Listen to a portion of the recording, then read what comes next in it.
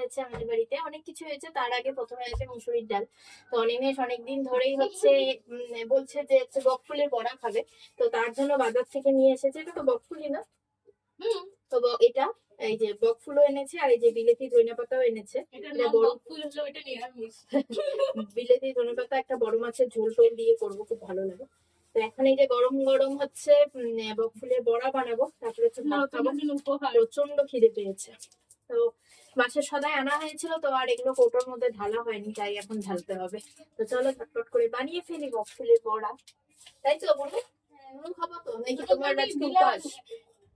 তোমার আজকে উপাস নাকি? না না, উপাস করি না। ঠিকই আছে, উপাস থাকলে ভালো হতো।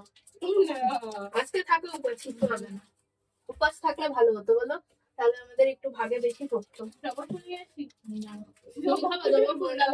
তাহলে নিয়ে আসো। ওই যে নতুন কি জবা ফুলের বড়া খাবে দাদা? দেখলি দেখলি দেখলি